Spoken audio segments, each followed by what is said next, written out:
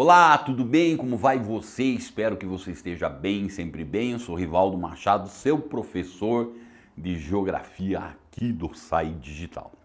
E hoje nós estamos aí para conversar um pouquinho a respeito dessas regiões polares. Região polar geralmente é um tema que ele não tende a aparecer assim com uma certa frequência nos nossos vestibulares, no nosso Enem e assim por diante, mas é conteúdo que está lá também. E como nós vamos ver aqui, vem passando por algumas mudanças essas nossas regiões polares, né, do planeta. Então, talvez, quem sabe, vai que aparece uma questãozinha lá para você, né? Então nós vamos procurar hoje aí caracterizar um pouco, ver algumas de suas características e principalmente algumas atualidades a respeito dela. Só lembrando você aí que nós acabamos tendo o quê? Esse conteúdo se encontra lá na frente C. Tome cuidado, tome atenção para isso, tá? Então, aonde que nós começamos hoje a conversar? Nós vamos começar a falar dessas regiões polares, sempre lembrando, sem sombra de dúvidas, a grande característica das duas regiões polares, né? A Ártica e a Antártica, acaba sendo o quê? Acaba sendo a baixíssima temperatura, né? Basicamente, essas regiões elas vão ser delimitadas pela presença dos círculos polares que possuem uma latitude de 66 graus e 33 minutos, tanto ao norte quanto ao sul. Então essa área interna acaba ocorrendo o quê? Acaba ocorrendo que nós classificamos elas como regiões polares. E essas baixas temperaturas, elas se devem basicamente ao quê? Aquele lance, né? A inclinação do eixo terrestre, né? A obliquidade da eclíptica, aqueles 23 graus e 27 minutos de inclinação que nós temos do eixo do Sol em relação ao eixo da Terra faz com que, em uma estação, quase que a metade de um ano inteiro, quando é o inverno naquele hemisfério, seja no norte, seja no sul, essas regiões polares elas recebem uma quantidade muito pequena de energia solar. Então isso faz com que ocorra o quê? Ocorra que a temperatura caia exageradamente. Mesmo durante os verões no hemisfério, né, naquele hemisfério de determinada região polar, também a taxa de insolação, a quantidade de energia solar recebida, não é muito significativa. Então isso que justifica essas baixíssimas temperaturas aí. Por onde é que nós vamos começar a nossa brincadeira aqui hoje, né? Continente Antártico. Então, como eu estava chamando a sua atenção agora há pouco, essa linha pontilhada que aparece aqui, esse justamente é o chamado Círculo Polar, né? Então nós encontramos aqui esse Círculo Polar Antártico. Perceba o seguinte, né? Que o que nós acabamos encontrando é uma quantidade muito grande, muito significativa do território de todo esse continente da Antártida, ele está o quê? Subscrito, por assim dizer, por esse círculo polar. Então, diferente do que acontece com o Ártico, nesse caso nós encontramos aqui, é uma gigantesca calota polar, que ela vai fazer parte disso aí. São algumas regiões em pequena quantidade, mas uma área muito pequena mesmo, que está fora desse círculo aí. O que nós acabamos encontrando aqui? Então, essa Antártida, de forma geral, ela acaba apresentando o quê? Algumas características hoje em dia que merecem ou que nós podemos chamar a atenção delas aí. Primeiro, é a maior reserva de água doce do planeta. Isso é importante. Por quê? Porque nós sabemos que por mais que a água ela seja um recurso natural renovável, não quer dizer que ela não seja infinito, né? E a gente já ouviu aquilo que virou um velho clichê, inclusive, que provavelmente, né, os conflitos do futuro, eles serão conflitos relacionados com o quê? Com a carência, a escassez de água no planeta. Então nós temos lá reservas que são reservas muito significativas. Isso não significa dizer que é muito fácil explorar essa reserva de água, né?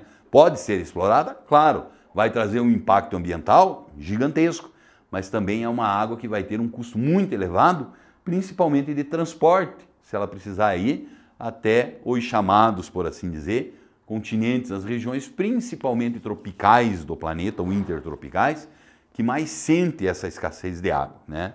Mas a existência da reserva está aí, né? O que nós temos?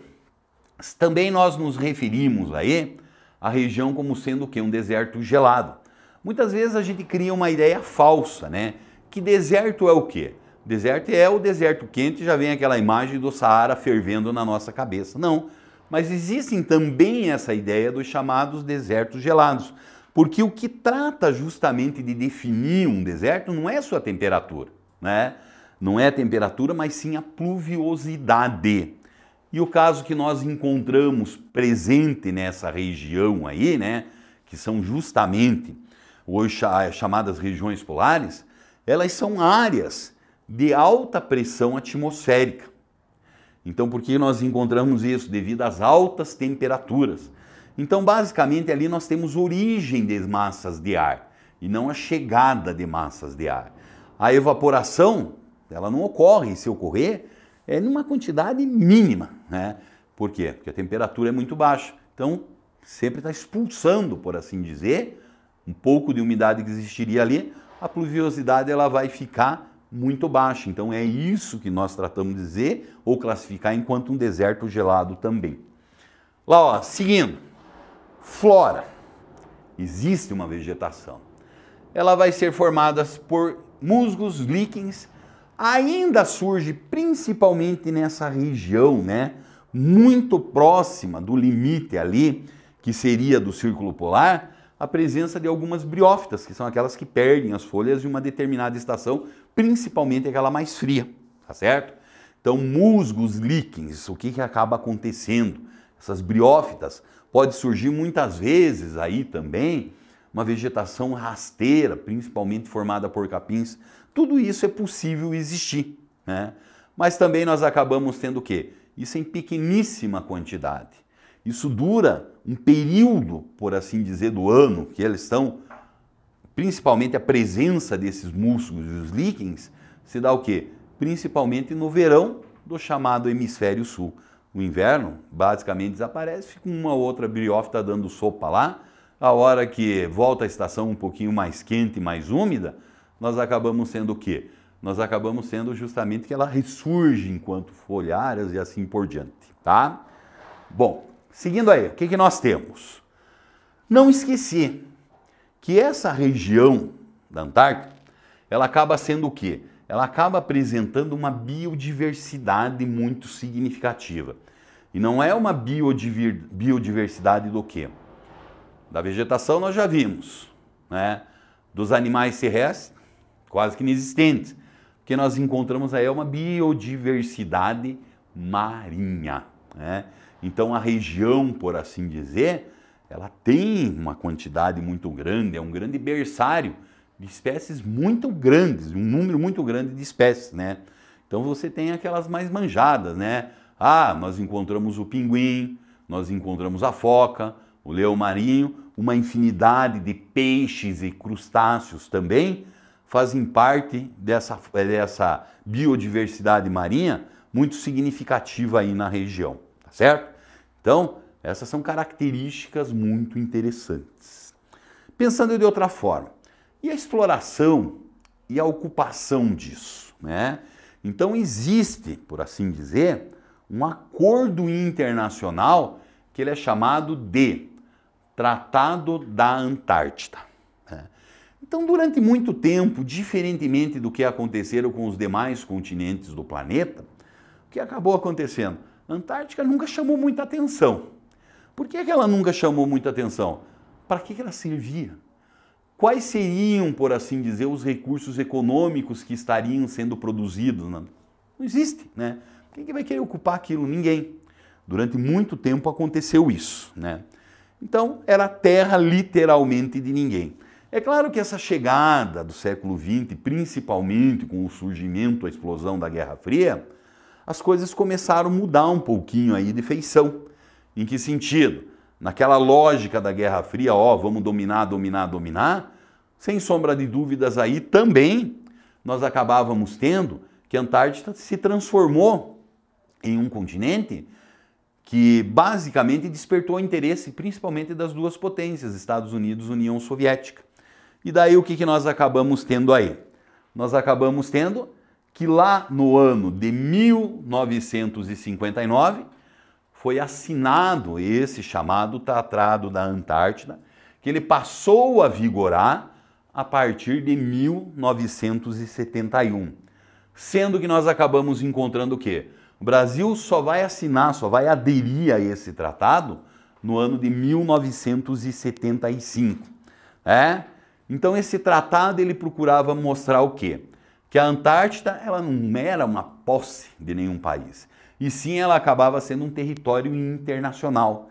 E por ser internacional, não poderia se fazer a ocupação ou a exploração econômica disso, né? Então, basicamente, hoje, esse Tratado da Antártida, o que é que ele mostra, né? O que ele prega? Que assim, pode ocupar, entre aspas.